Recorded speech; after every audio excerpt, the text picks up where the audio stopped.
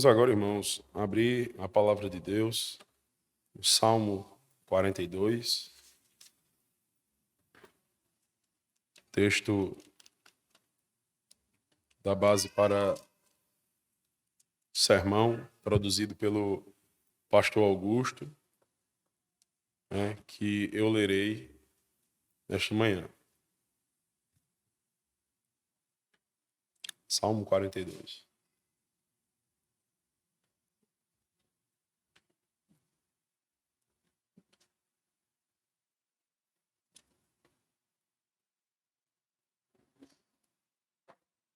Como suspira a coça pelas correntes das águas, assim por ti, ó Deus, suspira a minha alma.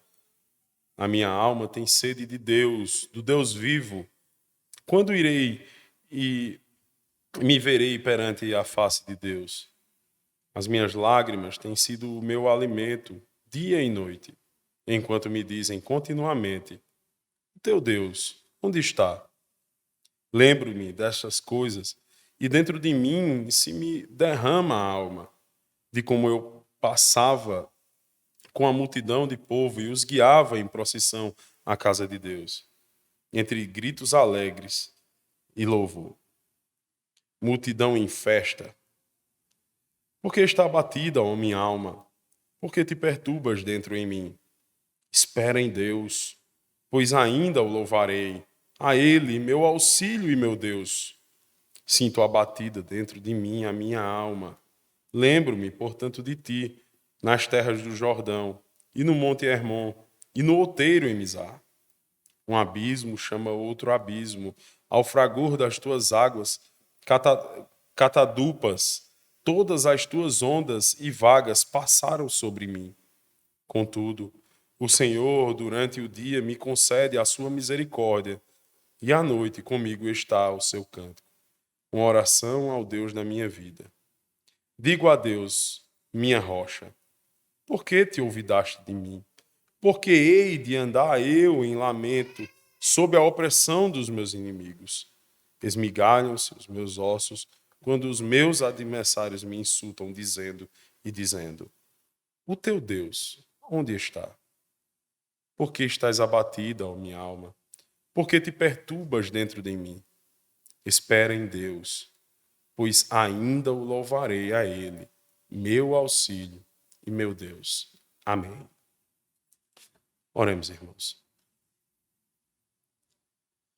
Senhor Deus, nesse momento mais sublime das nossas devoções, esse meio mais excelente de graça que é a pregação da Tua palavra, porque nele há leitura, explicação e aplicação direta às nossas vidas.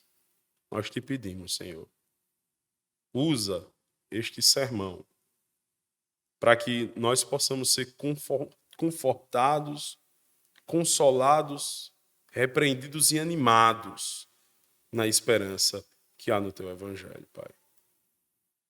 Quebra os nossos corações nessa manhã.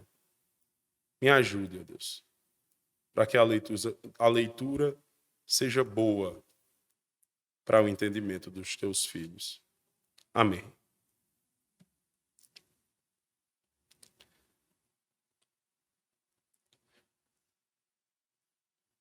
Todos nós temos medo de perder algo que muito amamos.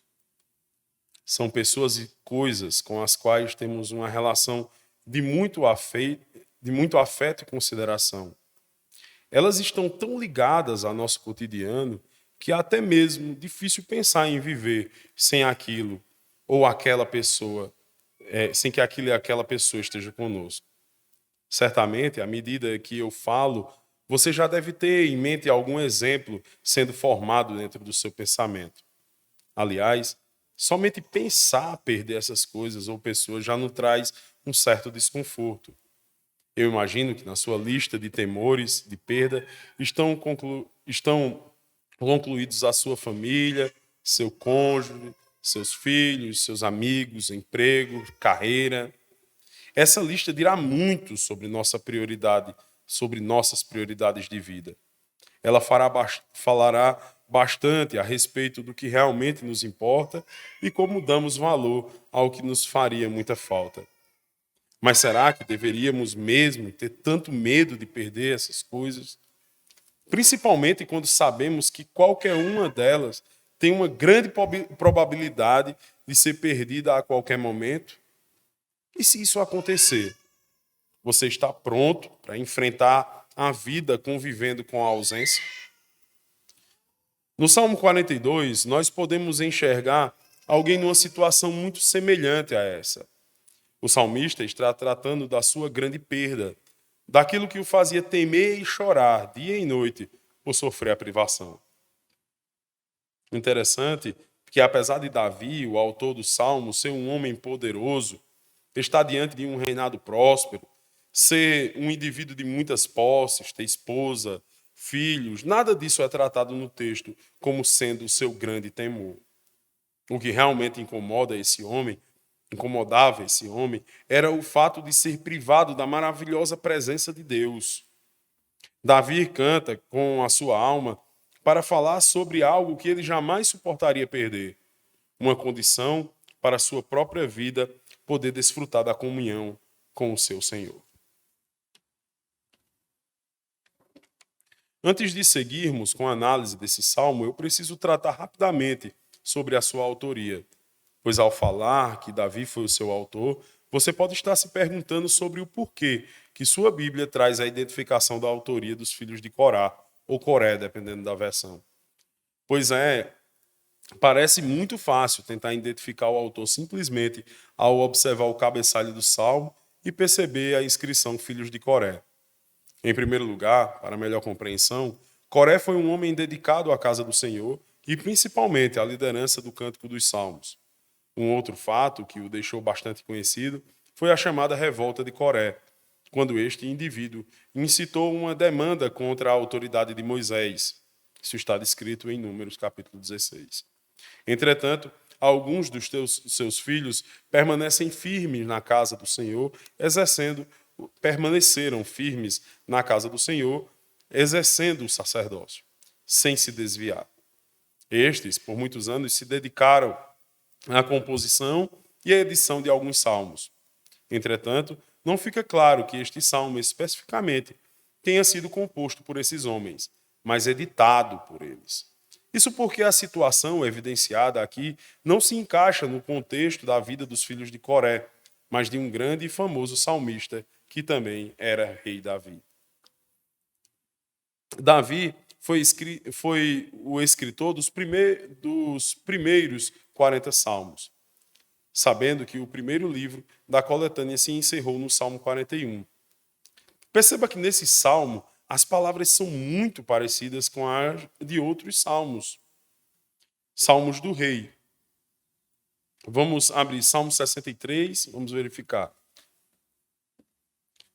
Salmo 63.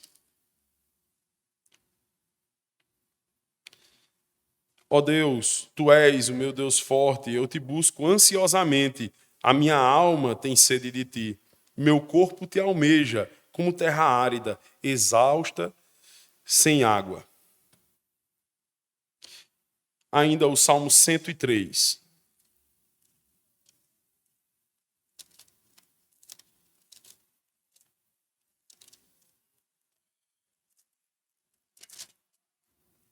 Bendize, ó minha alma, ao Senhor, e tudo o que há em mim, bendiga ao seu santo nome. Bendize, ó minha alma, ao Senhor, e não te esqueças de nenhum só dos seus benefícios. Ele é quem perdoa todas as tuas iniquidades, quem sara todas as tuas enfermidades, quem da cova redime a tua vida e te coroa de graça e misericórdia, quem farta de bens a tua velhice, de sorte que a tua mocidade se renova como a da águia. O desejo que Davi tinha por Deus pode ser explicado pelo contexto que viveu na perseguição de Saul ou até mesmo de seu filho, Absalão. Calvino, em seu comentário, defende que não há motivos para duvidar que Davi tenha sido o autor, pois o estilo literário e a capacidade profética são típicas do grande rei de Israel. Spurgeon chega a dizer que esse salmo cheira ao filho de Jessé. Enfim, Davi estava cercado de inimigos. E sua alma devastada de temores e sedenta por Deus. Se os salmos são considerados o espelho da alma, como defende o reformador de Genebra, este em particular o é ainda mais. Aqui nesta poesia estão registrados em linhas, paralelos e imagens os maiores conflitos do ser humano. Nossas dores, angústias de alma, nossa necessidade de devoção a Deus, nossos temores e incertezas. Tudo muito bem descrito pelo homem que tinha um coração segundo Deus e era cheio do seu espírito. Nesse salmo devemos considerar a seguinte estrutura para reconhecermos melhor o caminho que o salmista percorreu para falar aquilo que o Senhor o havia revelado. 1. Sua sede por Deus, versículos 1 e 2. 2. Os conflitos e temores que cercavam o salmista, dos versos 3 a 7. E 3, por fim, os benefícios do sofrimento do salmista, dos versos 8 a 11. Em meio à grande angústia, o salmista demonstra amor pelo Senhor e não revolta. Vejamos as imagens utilizadas por Davi para descrever sua situação. Ele se compara a uma corça e não um camelo. O salmista se descreve como uma corça sedenta em meio a um lugar deserto. Veja que ele não usa a figura de um camelo, animal que sabe viver longe da água, mas prefere usar a imagem de uma corça completamente desesperada por água. Mas que água seria essa que tanto o afligia? Ele estava sedento da presença de Deus. O fato de estar longe de Jerusalém o impedia de cultuar. Davi estava longe do templo, verso 4. Logo, ele que tantas vezes ia à casa do Senhor em meio à multidão, que saía em procissão, que se alegrava com os crentes a caminho do lugar da habitação do Senhor. Agora ele está sozinho, longe do povo de Deus e principalmente longe da presença do Senhor. De que mais poderia sentir falta o Filho de Deus, se não da casa do Pai, da presença do seu Senhor? Não se deve imaginar que Davi havia deixado de orar em particular e dirigir sua devoção ao Senhor. Mas isso não poderia suprir toda a sua necessidade de se relacionar com Deus. O fato de estar longe da adoração pública, das ofertas, dos sacrifícios, da comunhão com o povo de Deus, lhe fazia um grande mal. Isso deve ensinar muito àquelas pessoas que pensam poder viver longe da igreja e mesmo assim se manterem firmes. Poucas mentiras são tão bem aceitas pela igreja em nossa época como essa. As pessoas dizem que estão longe do convívio dos santos, mas não estão longe de Deus. Porque pode alguém amar o noivo e desprezar a noiva? Pode alguém amar a Deus e desprezar o dia que nos encontramos com Ele?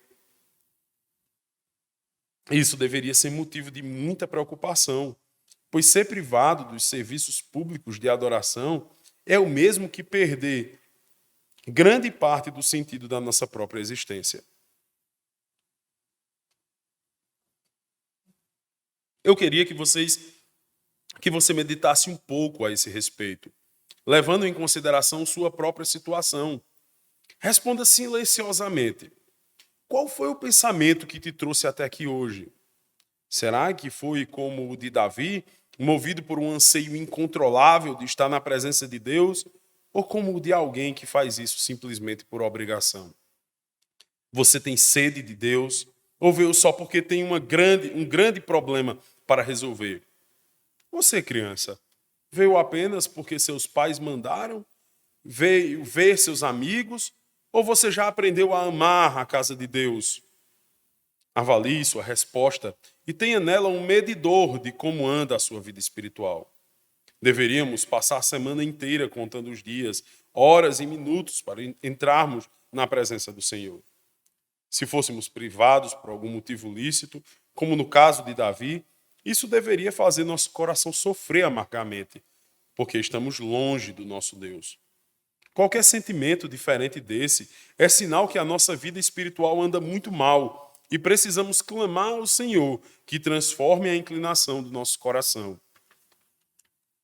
Sim, é preciso investigar o coração, pois se não temos esse desejo de sermos cheios da presença de Deus, é porque algo ou alguém estão tentando preencher o espaço que é do Senhor. E isso certamente é um ídolo. Você pode tentar suprir sua sede com os prazeres da terra, com drogas, com bebidas, com mulheres, com dinheiro, compras, mas nada disso tem capacidade para suprir a sua sede. Nenhuma dessas coisas é adequada para satisfazer seu coração. Somente Deus é adequado para satisfazer sua alma. Só Ele pode suprir sua sede, pois não se preenche uma alma espiritual com coisas carnais. O teu vazio interior é do tamanho de Deus e só Ele pode preencher. Se você perceber que ama qualquer deleite mais do que a oração, qualquer livro mais do que a Bíblia, qualquer casa mais do que a casa de Deus, qualquer ceia mais do que a do Senhor, qualquer pessoa mais do que a Cristo, qualquer satisfação mais do que a esperança do céu, fique preocupado. Thomas Guthrie. Aqui se encontram combinadas as duas causas de profundo sofrimento. 1. A ausência de Davi no culto público. 2. A zombaria dos ímpios usados por Satanás para tentar humilhar o Filho de Deus naquela condição. Como bem resumiu Calvino, Satanás está abanando as brasas que consomem o profeta com intensa tristeza. Satanás está abanando as brasas que consomem o profeta com intensa tristeza. Nesse ponto, os crentes não podem, de maneira nenhuma, sucumbir à fala maliciosa do demônio que intenta destruir a esperança dos filhos de Deus. Dar ouvidos a essas palavras é dar ouvidos ao inimigo, pois Deus nunca nos abandona. Satanás levou o servo de Deus a um estado, pois Davi chegou ao ponto de perder o desejo de se alimentar e passou a viver em lágrimas. Essa é uma posição perigosa quando o choro passa a ser o alimento da nossa alma e não mais a palavra e a esperança que vem do Senhor. Ali estavam os ímpios dizendo: Deus o rejeitou. Adore as coisas desse mundo, elas são reais. Cultuem ao mundo e seus prazeres. Afinal, onde está o teu Deus? Ninguém o vê. A resposta do salmista foi: eu ainda o verei. Ainda provarei de novo dos seus benefícios. Eu ando pelo que creio e não pelo que vejo. Irei cultuar a Deus e jamais a esse mundo maligno. Ora, não foi assim também que agiu o nosso Senhor Jesus Cristo, quando Satanás fez ofertas gloriosas na sua tentação no deserto, conforme está escrito em Mateus capítulo 4? Davi pôde responder firmemente como Cristo, porque ambos estavam firmados na palavra de Deus e não em fracos e tolos sentimentos, como muitas vezes estamos. Nós temos dificuldade de dizer não para as ofertas de Satanás, pois a nossa mente e coração estão tão vendidos a um sentimentalismo barato da nossa época, que ao invés de meditarmos e crermos nas grandes e certas promessas do Evangelho, preferimos nos entregar aos prazeres pobres e passageiros oferecidos por esse mundo. É assim que os jovens se entregam para se casar com os ímpios. Os negociantes enganam para vender mais. Os pais relativizam a educação dos seus filhos. E todos pensam estar fazendo algo bom, porque simplesmente preferiam um caminho mais fácil e confortável e não o caminho da luz, o caminho da cruz.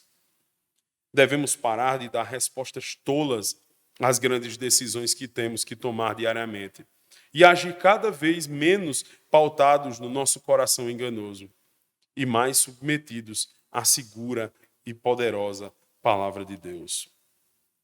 Certamente, tudo isso não será fácil, pois há uma luta entre dois homens dentro de nós, um crente e um incrédulo. Um que diz à sua alma, espera em Deus, e outro que se abate e ouve as mais profundas palavras de desesperança e as maliciosas ofertas do inimigo. Um forte e corajoso, o outro que teme até a própria sombra. Neste ponto é importante que o nosso homem interior pregue para a sua alma.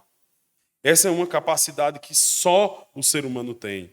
Nós falamos com o Criador, falamos com as pessoas ao redor e temos até mesmo a capacidade de falar com a nossa própria alma e dizer: por que estás abatida? Sendo feitas essas perguntas, imediatamente devemos responder a nós mesmos: espere em Deus. Ou seja, espere naquele que não muda, naquele que sempre está pronto para te socorrer. Esperar em Deus é esperar naquele que é bom, é imutável e por isso digno da nossa confiança.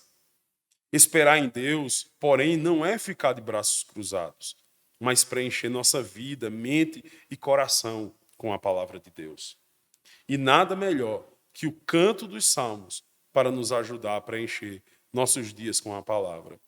Cante os salmos, ensine seus filhos, sua esposa, medite neles, clame ao Senhor por meio dos salmos. Esse é o caminho deixado por Deus para refrigerar nossa alma. Este é o inário do Espírito Santo e nada pode revelar mais nossas dores e angústias ao tempo que tem o poder de tratá-las, como este glorioso livro. Não desperdice esse rico tesouro.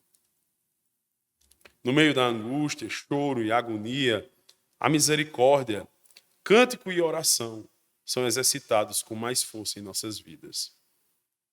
Foi-me bom ter sido afligido para que aprendesse os teus estatutos. Salmo 119, verso 71. Davi não foi posto em sofrimento para aprender mais daquilo que Satanás fazia na sua vida, mas para aprender mais sobre Deus, para chegar mais perto do Senhor e conhecê-lo, assim como ocorreu com Jó. Se há uma vantagem no sofrimento, é que ele nos aproxima de Deus e, achegados mais perto dele, o conhecemos melhor. Até aqui, ainda não conseguimos enxergar a solução para o problema apresentado pelo salmista no início do texto. Ele chegou à conclusão que Deus é o seu bem maior. Percebeu que não poderia viver sem o Senhor, mas parecia lidar ainda com as incertezas, com o silêncio de Deus e a zombaria dos ímpios. Entretanto, ao final de suas palavras, Davi mostra que ainda tinha esperança que o Senhor o atenderia. Para ele, as coisas estavam ruins, mas não permaneceriam ruins. A sede de Deus permanece, mas a confiança que ele se apiedará do seu servo o faz descansar. O salmista começa a se deleitar nas promessas de Deus. Pela manhã, verso 8, devemos nos lembrar que as misericórdias de Deus se renovaram, e isto é causa de não sermos consumidos. Essa verdade nos fará iniciar o dia sabendo que, primeiro, por mais que a noite tenha sido de choro e tristeza, pela manhã o Senhor nos trouxe a sua misericórdia. Segundo, que nada merecemos para reclamarmos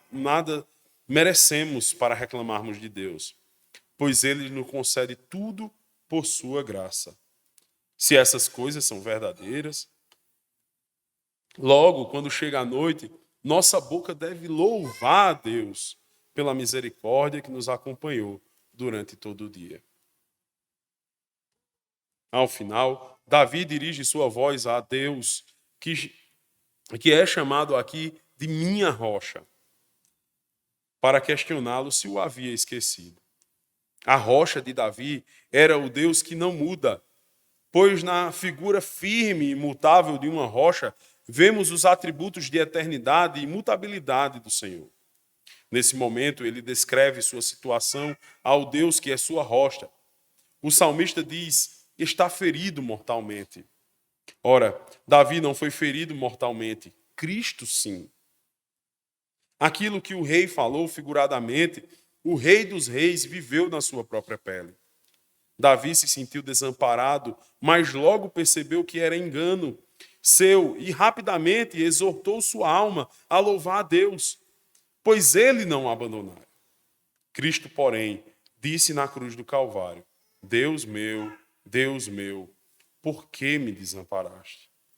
Aquilo que Davi imaginava passar, o Senhor privou, mas fez o seu filho sentir a maior de todas as perdas, pois ele, o Senhor Jesus, no momento em que carregava os nossos pecados, foi privado da doce presença eterna que gozava do Pai.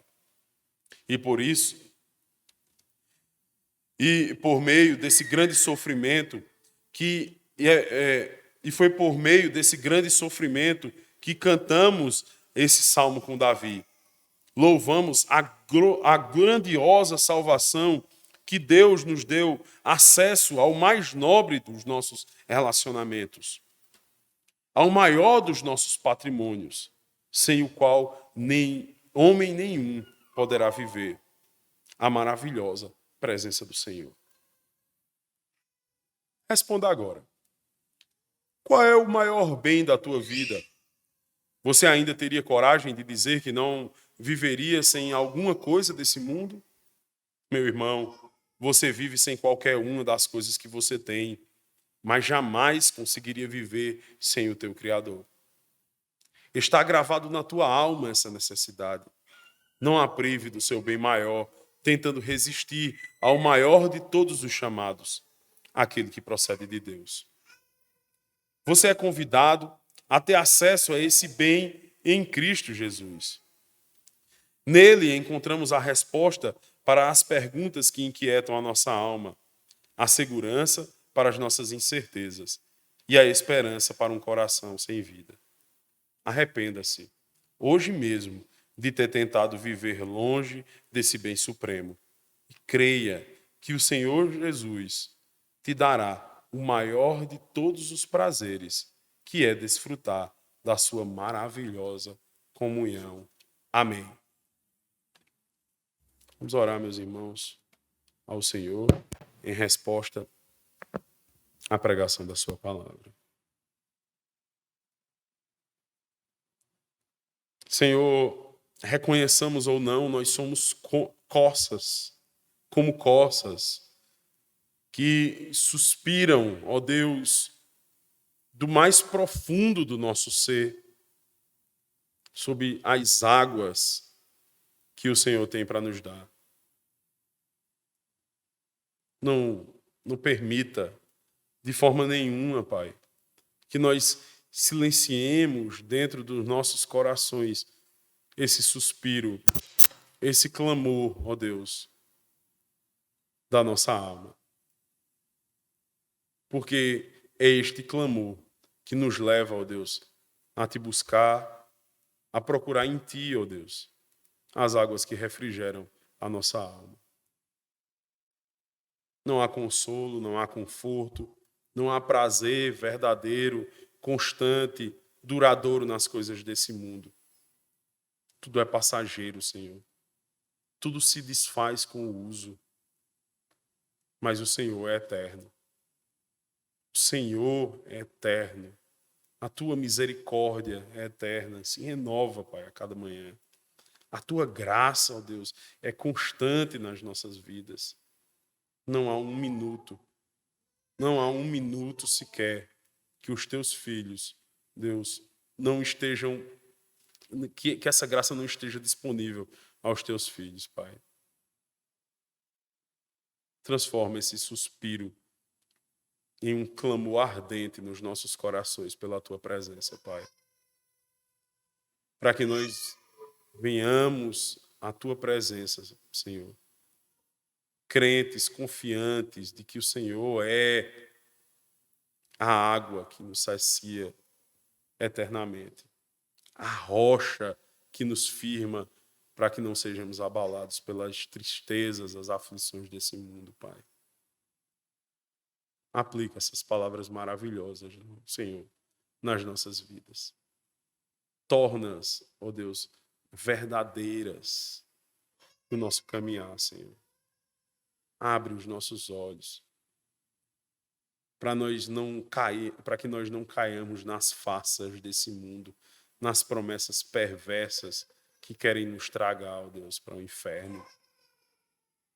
Nos ajude, Senhor. Renova a esperança. Faz como o Senhor fez com o rei Davi, Senhor. Nos ajude a pregarmos para a nossa alma, nos dê força para que nós não nos desfaleçamos antes, ó Deus, nós nos exortamos a nós mesmos para louvar, para nos alegrarmos diante do Senhor, Pai. Nos ajude em nome do nosso Senhor Jesus Cristo, que sofreu, ó Deus, as terríveis maldições do pecado que estavam guardadas para nós, pecadores, Senhor. Nos ajude, Senhor, em nome dele. Amém.